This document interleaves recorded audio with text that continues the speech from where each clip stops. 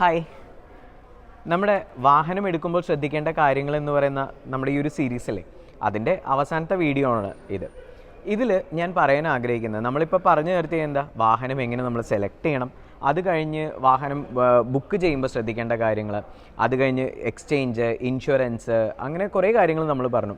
ഇനി നമുക്കുള്ളത് ആ വാഹനം ഡെലിവറി എടുക്കുന്ന കുറച്ച് പ്രോസസ്സാണ്. അതിൽ ശരിക്കും കസ്റ്റമേഴ്സിന് പ്രത്യേകിച്ച് റോളൊന്നുമില്ല. അതിൽ കൂടുതലായിട്ട് നമ്മളെ ഹെൽപ്പ് ചെയ്യുന്നത് വാഹനം നമുക്ക് തരുന്ന നമ്മുടെ ഡീലർഷിപ്പാണ് കേട്ടോ. അപ്പോൾ ഈ ഡീലർഷിപ്പിൽ ശരിക്കും പറഞ്ഞു കഴിഞ്ഞാൽ ഒരു കസ്റ്റമറെ സംബന്ധിച്ചിട്ട് ഒരുപാട് പ്രോസസ്സ് ഉണ്ടെന്നും നമുക്ക് നോക്കുന്നില്ല, നമ്മൾ അറിയുന്നില്ല. നമ്മളാകെ ഒരു ഫോം 20 സൈൻ ചെയ്ത് കൊടുക്കുന്നു, ഒരു ഡിക്ലറേഷൻ സൈൻ ചെയ്ത് കൊടുക്കുന്നു. അത് കഴിഞ്ഞ് ബാക്ക് എൻഡിൽ എന്തൊക്കെ പ്രോസസ്സ് ഉണ്ടെന്ന് നമുക്ക് എത്ര പേർക്ക് അറിയാം? ഒരുപാട് പ്രോസസ്സ് നടക്കുന്നുണ്ട്. അതുകൊണ്ടാണ് പലപ്പോഴും ഡീലർഷിപ്പ് എന്ന് പറയുന്നത് ഒരു വാഹനം ഡെലിവറി എടുക്കുന്നതിന് മുമ്പ് രജിസ്ട്രേഷൻ പ്രോസസ്സിന് വേണ്ടിയിട്ട് മിനിമം 5 to 7 വർക്കിംഗ് ഡേയ്സ് വേണമെന്ന് പറയാനുള്ള കാരണം നമ്മൾ കിട്ടുന്ന ഡോക്യുമെൻറ്റ്സ് എല്ലാം വാഹൻ സൈറ്റിൽ അപ്ലോഡ് ചെയ്ത് അത് RTO വെരിഫൈ ചെയ്ത് അപ്രൂവ് ചെയ്തെടുക്കാനുള്ള ആ ഒരു ടൈം ഗ്യാപ്പ് നമ്മൾ വളരെയധികം കണക്കാക്കേണ്ടിയിരിക്കുന്നു.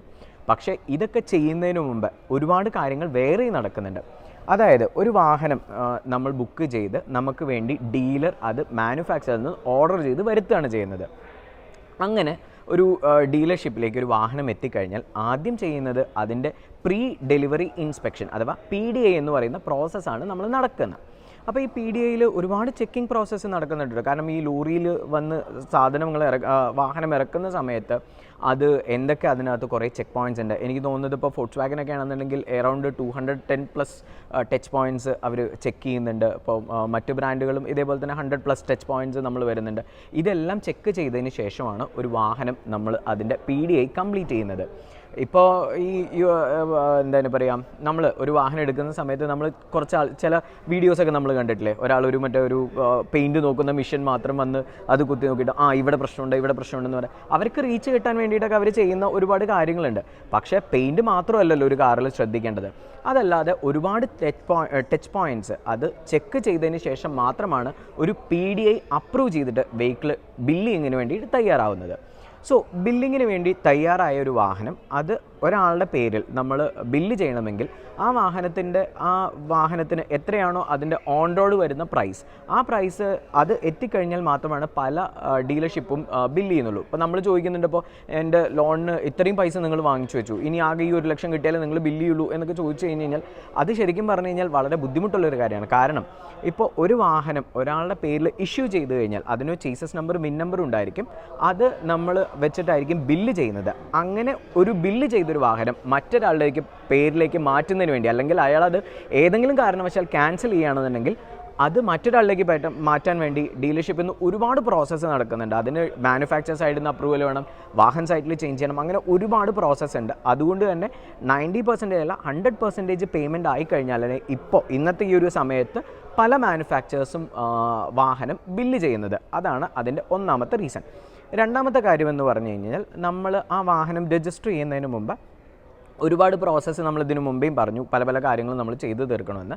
അതിൽ മറ്റൊരു കാര്യമാണ് നമ്മുടെ എന്താണ് പറയുക, രജിസ്ട്രേഷൻ പ്രോസസ്സ്. വളരെ ഇമ്പോർട്ടൻ്റ് ആയിട്ടുള്ള ഒരു കാര്യമാണ് രജിസ്ട്രേഷൻ പ്രോസസ്സ്. ഇപ്പോൾ രജിസ്ട്രേഷൻ പ്രോസസ്സിൽ പണ്ടത്തെ നിന്നും ഒരുപാട് വ്യത്യാസം വന്നിട്ടുണ്ട്. കാരണം ഇപ്പോൾ വാഹനം വാങ്ങുന്ന ആരാണോ അദ്ദേഹത്തിൻ്റെ പേരിൽ ആധാർ കാർഡ് മസ്റ്റാണ്. ആധാർ കാർഡിൽ മൊബൈൽ നമ്പർ നമ്മൾ ലിങ്കും ചെയ്തിരിക്കണം. കാരണം നമ്മൾ ഈ ഡീറ്റെയിൽ വാഹൻ സൈറ്റിനകത്ത് അടിച്ചു കൊടുക്കുന്ന സമയത്ത് ആ മൊബൈൽ നമ്പറിലേക്ക് ഒരു OTP പോകും. അപ്പം ആ OTP എൻറ്റർ ചെയ്ത് കഴിഞ്ഞാൽ മാത്രമേ അയാളുടെ പേരിൽ ആ വാഹനം രജിസ്റ്റർ ചെയ്യാനുള്ള പ്രോസസ്സിന് ആദ്യം തന്നെ സ്റ്റാർട്ട് ചെയ്യാൻ പറ്റുള്ളൂ. അത് കഴിഞ്ഞതിന് ശേഷം നമ്മളതിൽ ഇൻഷുറൻസ് അപ്ലോഡ് ചെയ്യണം. ഇതിന് ശേഷം ഈ വാഹനം നമ്മുടെ ഡീലർഷിപ്പിൽ എത്തിയതാണോ എന്നറിയുന്നതിന് വേണ്ടിയിട്ടും അതുപോലെ തന്നെ ആ വാഹനത്തിൻ്റെ ജെന്യൂനിറ്റി മനസ്സിലാക്കുന്നതിന് വേണ്ടിയിട്ടും ചേസസ് നമ്പറിൻ്റെ സ്കെച്ച് നമ്മൾ എടുക്കുന്നുണ്ട്. സ്റ്റെൻസിൽ എന്നാണ് നമ്മളതിന് പറയുന്നത്. അതും നമ്മൾ ഈ ഒരു ഫോമിനകത്ത്, അതായത് ഫോം 22 അല്ലെങ്കിൽ ഫോം 21 അതേപോലെ അതെല്ലാം അപ്ലോഡ് ചെയ്യുന്ന പോലെ തന്നെ ഈ ഒരു സ്റ്റെൻസിലും കൂടി നമ്മൾ അതിനകത്ത് ഒട്ടിച്ചിട്ട് വേണം നമുക്ക് ഈ ഡോക്യുമെൻറ്റ്സ് വാഹൻ സൈറ്റിനകത്ത് അപ്ലോഡ് ചെയ്യുന്നതിന് വേണ്ടിയിട്ട്. ഇതെല്ലാം കഴിഞ്ഞതിന് ശേഷം RTO അത് അവരുടെ ക്ലർക്കിൻ്റെ ഒരു പ്രോസസ്സാണ്. അവരതെല്ലാം ഡോക്യുമെൻറ്റ്സ് എല്ലാം വെരിഫൈ ചെയ്യും, ജെന്യൂനിറ്റി എല്ലാ കാര്യങ്ങളും അതിന് ചെക്ക് ചെയ്യും.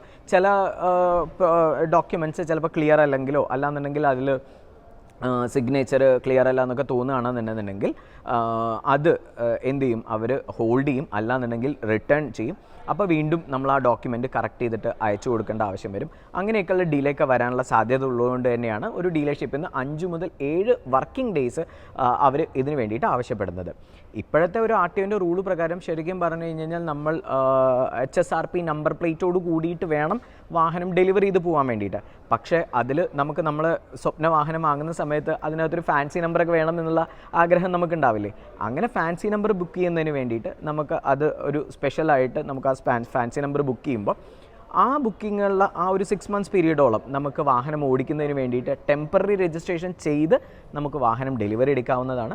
പക്ഷേ ടെമ്പററി രജിസ്ട്രേഷൻ ചെയ്യുമ്പം ആസ് പെർ ഗവൺമെൻറ് പറയുന്നത് നമ്മളുടെ അടുത്തിരിക്കുന്ന എങ്ങനെയാണോ നമ്പർ പ്ലേറ്റ് അതേപോലെയുള്ള നമ്പർ പ്ലേറ്റും കൂടി വാഹനത്തിൽ ഫിക്സ് ചെയ്ത് വേണം ഡെലിവറി എടുക്കാൻ എന്നാണ് പറയുന്നത്. അതുകൊണ്ട് തന്നെ ഒരിക്കലും പേപ്പറിൽ എഴുതിയിട്ടും അല്ലെങ്കിൽ നമ്മുടെ ഗ്ലാസ്സിൽ ഒട്ടിച്ചൊന്നുമായിട്ടുള്ള ടെമ്പററി രജിസ്ട്രേഷൻ വെച്ചിട്ട് നമ്മൾ ഡീലർഷിപ്പിൽ നിന്ന് എടുക്കാതിരിക്കുക. കാരണം അങ്ങനെ ചെയ്തു കഴിഞ്ഞ് കഴിഞ്ഞാൽ വേണമെങ്കിൽ MVIക്കൊക്കെ വേണമെങ്കിൽ നമുക്ക് അതിന് ഫൈനൊക്കെ തരാനുള്ള ചാൻസ് കൂടുതലാണ്. അപ്പോൾ ഇതെല്ലാം നമ്മൾ വളരെയധികം ശ്രദ്ധിക്കേണ്ട കുറേ വിഷയങ്ങളാണ് നമ്മളൊരു വാഹനം ഡെലിവറി എടുക്കുന്നത്. പിന്നെ ഡെലിവറി എടുക്കുക, ഒരു കാറ്, നമ്മളൊരു സ്വപ്ന വാഹനം നമ്മൾ സ്വന്തമാക്കുക എന്ന് പറയുമ്പോൾ ശരിക്കും പറഞ്ഞു കഴിഞ്ഞാൽ അതൊരു എക്സൈറ്റഡ് മൊമെൻ്റ് അല്ലേ.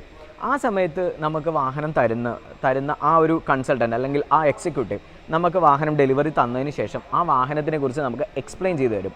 ശരിക്കും പറഞ്ഞു കഴിഞ്ഞാൽ നമുക്ക് ആ സമയത്ത് നമ്മൾ കേൾക്കുന്നതിൻ്റെ ഒരു 60% നമ്മൾ മനസ്സിലുണ്ടാവുള്ളൂ. 40% നമ്മളത് കേൾക്കില്ല, കാരണം നമ്മൾ അത്രയും എക്സൈറ്റഡ് ആയിരിക്കും.